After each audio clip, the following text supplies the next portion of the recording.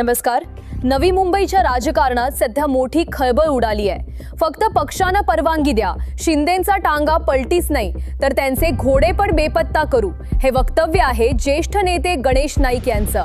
आणि हा निशाणा थेट उपमुख्यमंत्री एकनाथ शिंदे यांच्यावर असल्याचं स्पष्ट दिसत आहे.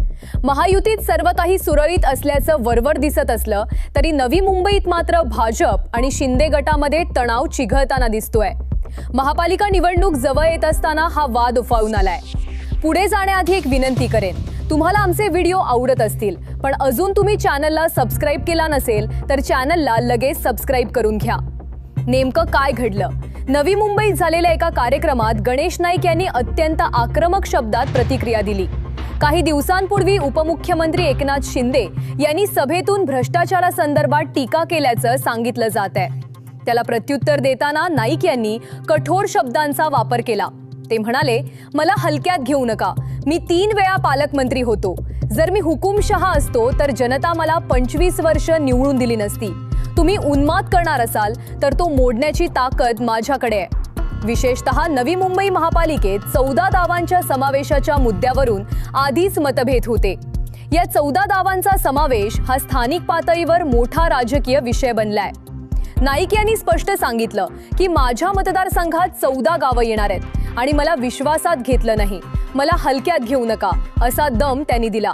हा वाद केवळ शब्दांपुरता राहिलेला नाही, तो आता राजकीय वर्चस्वाच्या लढाईकडे वळत असल्याचं दिसत आहे.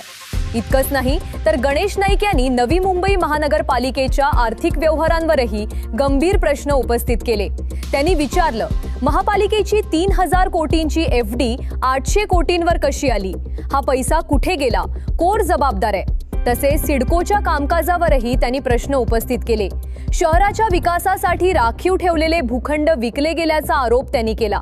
त्यासाठी राज्य सरकारची परवानगी घेतली होती का, असा सवालही त्यांनी उपस्थित केला. नाईक यांनी नवी मुंबई महापालिकेचं स्पेशल ऑडिट व्हावं अशी मागणी केली आहे. तसेच संबंधित प्रकरणाची चौकशी व्हावी असंही त्यांनी म्हटलंय. मात्र या आरोपांबाबत अधिकृत पातळीवर कोणतीही कारवाई जाहीर झालेली नाही. अधिकृत माहिती अद्याप स्पष्ट नाही. या संपूर्ण प्रकरणावर उपमुख्यमंत्री एकनाथ शिंदे यांची सविस्तर प्रतिक्रिया अद्याप समोर आलेली नाही. सरकारकडूनही कोणती अधिकृत भूमिका जाहीर करण्यात आलेली नाही. अधिकृत माहितीची प्रतीक्षा आहे.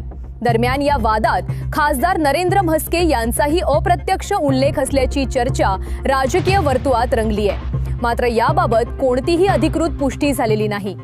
सध्या तरी नवी मुंबईत राजकीय वातावरण तापलेलं आहे. शब्दांची लढाई सुरू झाली आहे आणि जनतेचं लक्ष या घडामोडीकडे लागलंय.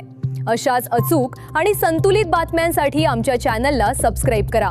पुढच्या अपडेटमध्ये पुन्हा भेटू. धन्यवाद.